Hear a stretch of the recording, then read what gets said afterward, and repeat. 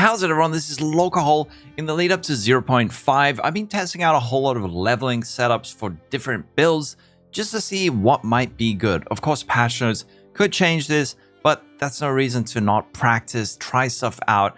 And to start out, after the announcement of the the Spirit Walker, I really wanted to test out some Huntress Leveling. The new Spirit Walker looks super fun. So I found this leveling setup from ThatsRealNeato. I'll link it in the description. I'll also link his YouTube channel. And I guess this is not really a review, but more just like a, how did it go?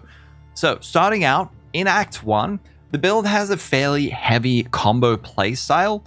What we do is we parry, disengage, that generates a frenzy charge. Then we use that to throw down an explosive spear, which drops burning ground. Then we do a whirling slash on top of that, and then shoot out twisters, and those get picked up. The burning ground gets picked up by the whirling slash and the twisters, dealing a lot of damage. It is pretty smooth early on. Well, actually, I'd say the first couple of areas a little bit, maybe it was just a skill issue, but I was just getting used to the playstyle. It feels a little bit, not janky, but it's a little bit, you have to get used to the combo. But once you get it under your fingers, it is very nice and smooth. Parry disengage deals a lot of damage, and following that up with an explosive spear which immediately explodes feels really good. You can see I was still getting used to it over here, so but don't worry, this completely changes in Act 2, and it gets you're gonna be blown away by this build. So no spoilers, but Act 1 does feature a fairly combo heavy playstyle, which some people like, other people might not like, but as someone who I do like combo at least a little bit, especially early on. It felt pretty good to me. Here, what we do is we're gonna we're just gonna upgrade our twisters. We don't want to level up our whirling slash, but our next level 3 skill gem, I think we're gonna turn into pounce just for a bit of mobility. One thing with all martial builds, I'm gonna skip ahead a little bit to another boss fight, but one thing with all martial builds that you need to remember is to upgrade your weapon. Having damage on your weapon, very important. Also getting flat damage on your gloves and rings. If you can get some iron rings, it's going to make a huge difference. But with this playstyle, the big thing is making sure you get that combo off. So the parry into the disengage to generate the frenzy charge. You throw down the explosive spear, which immediately explodes, makes burning ground, the whirling slash on top of it, throw out your twisters, and it's performing very, very nicely.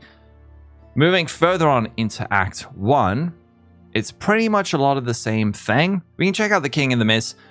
At level, I think, is it level 10 or 11, you get a new spear base type, which is very important to pick up because if you roll that with a couple of good mods, that's going to increase your damage massively. Just making sure to manage your currency in a good way so that you have the currency you need when you get that next base type. Also, upgrading your flasks, always super important for this kind of thing. Before you go for your King in the Mist, making sure you have the level 10 flask makes a big difference. But here's the damage. As you can see, very good. In these larger arenas with low projectile speed, the Twister can sometimes, the performance falls off a little bit, but I'll get into that a little bit later.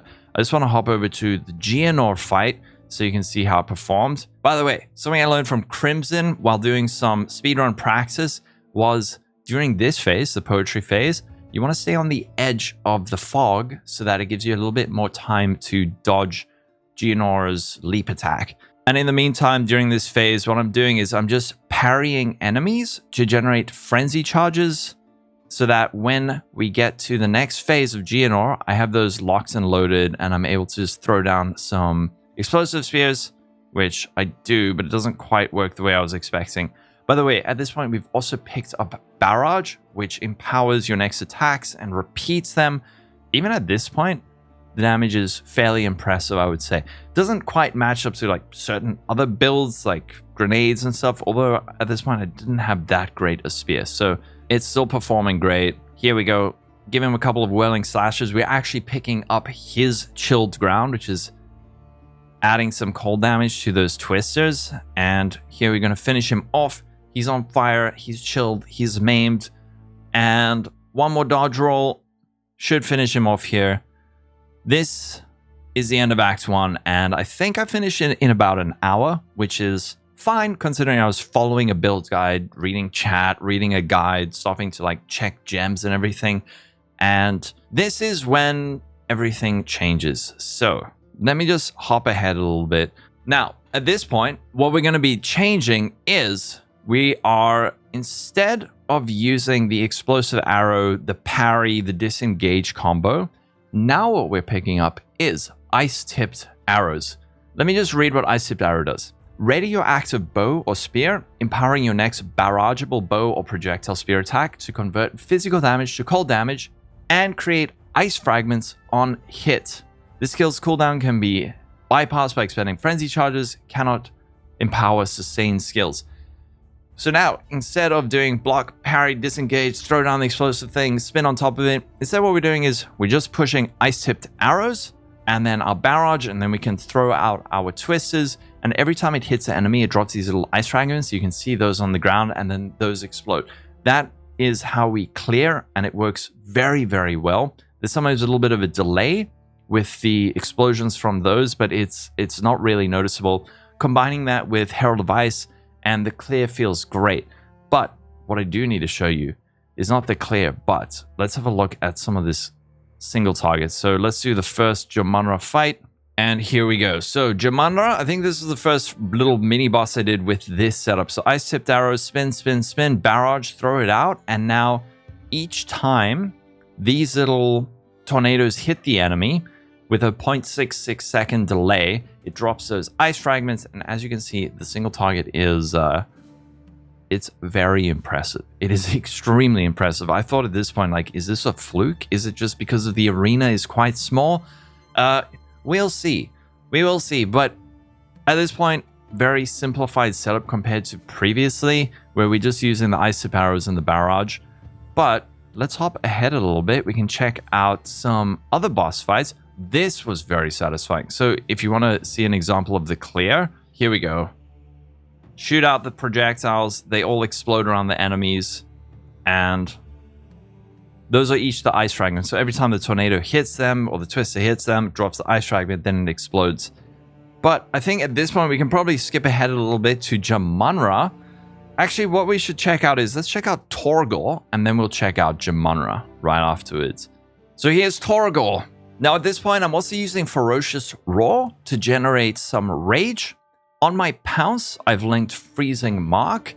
Another thing is, we are using a scepter, a Malice Scepter, to apply critical weakness to nearby enemies, and you can just see the performance on this it's so good. If this doesn't get nerfed, this will be how I level Huntress next league, 100%.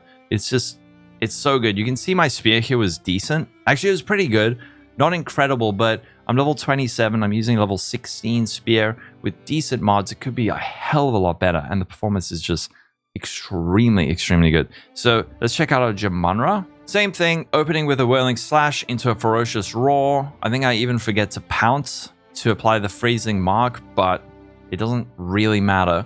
With higher projectile speed, these twisters are going to bounce around the arena much more, and having additional projectiles means that the boss will get hit more often, and more of those little ice fragments will drop, which just so happens to be something that the Spirit Walker is going to be very, very good at with the Owl Wisp. So next league, one of the Ascendancies is the Owl Wisp, grants you increased number of projectiles and increased projectile speed. So these projectiles, especially in larger arenas, having nice high projectile speed means they're able to bounce around and ping pong around the arena more effectively.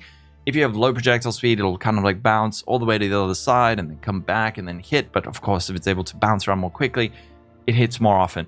So that's why the Spirit Walker and Twisters are looking so juicy next league. But we can check out the second half of the Jamanra fight. Oh, it's dead. I skipped ahead like a split second and it was dead. All right. Ferocious Roar. Hit the Ice-Tipped Arrows and the barrage. Spin, spin, spin. Throw it out. And then they bounce. You can see all those little ice fragments exploding around it. I think, yeah, that we hit it with a pounce for the Freezing Mark. We're also getting a bit of shock. I think that's just from lightning damage on my gloves or maybe on my... I think there's a little bit on my spear.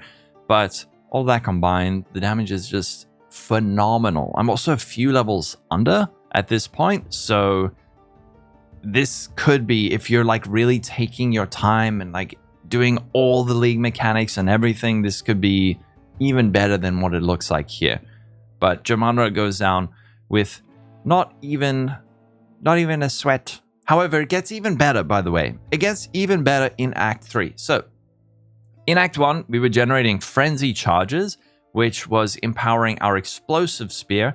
However, in Act 3, we're able to generate frenzy charges again by using Combat Frenzy, which is a spirit gem. What it does is when we freeze enemies every 7 seconds or so, we generate a frenzy charge. That can then be consumed by our barrage, which then shoots out more projectiles for our twister. But we can check out this Zikolotl fight. Check out Zikolotl. I think at this point, I don't know if I had Combat Frenzy up yet. One thing that's nice about using the Malice Scepter in our other hand is we just have a ton of spirit, which we can use possibly for like companions, or we can use it for just a whole lot of buffs. But Zikolotl going down very, very quickly. I think you can even see on my face, I was quite shocked by how well this was performing at this point. And actually, yeah, no, at this point, I don't think we were even using the Combat Frenzy. So that's without frenzy charges. What we can do is hop ahead to, let's check out the Zippocado fight. Is his name Zippocado? Yeah, this I think, no, Ketzuli, sorry, Ketzuli. This is when Combat Frenzy, but I am not even using my Frenzy charges yet. So we actually managed to take him down before I even consume my Frenzy charges for Barrage at the top. I'm still, I think, completely shocked by how well this... I'll just leave my little face up over there. Let's hop ahead to the Viper fight. We can just check out. I was just playing around with some gems at this point, but same thing. We're going to hit her with a Ferocious Roar to get the Rage. We're going to then Ice-Tipped Arrows, Barrage, spin, spin, spin, throw out the projectiles, and they all bounce. They're all dropping these little projectiles, and they're all going to explode on her. There I do a late pounce onto her to apply the freezing mark, but at this point, it's kind of GG for Viper Napuatzi. So those last little fragments exploding around her, and it is just such an easy fight. My face is just saying like, excuse me, GG, please don't nerf this. This is so good. Let's hop ahead to the Doryani fight, see how this one goes. Now, this is something that I was speaking about.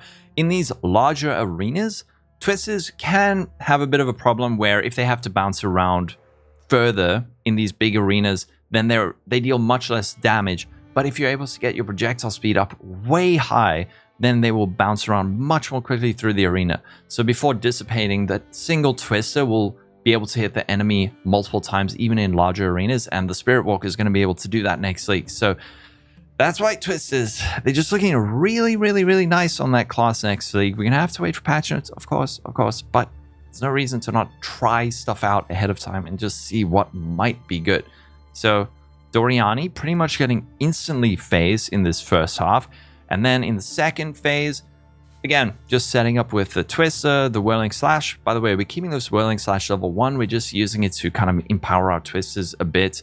We're not using it for the damage. We do link Rage with it to get a bit of extra Rage on top. But here we're just spinning, do the Ferocious Roar for the Rage, pounce on the guy to apply the freezing mark, and then let the Twisters do their work. And you can see the damage is... it's like out of this world. It's so good. I don't even think my spear at this point was that impressive, and I was underleveled, and it's just 10 out of 10. I was blown away by this leveling set up by ThatsRealNeato. So I think I pushed on a little bit more into Act 4. Got like a 3-hour and 19-minute Act 3. Again, not too bad considering I'm like following a build guide, pausing, reading chat, stopping to like literally read the guide. So I think if we do this a few more times, I could get like easily under 3-hour Act 3. But this build overall, if this is a review, my review is, holy crap, this build is absolutely primo, so good, so good, extremely fun, extremely powerful.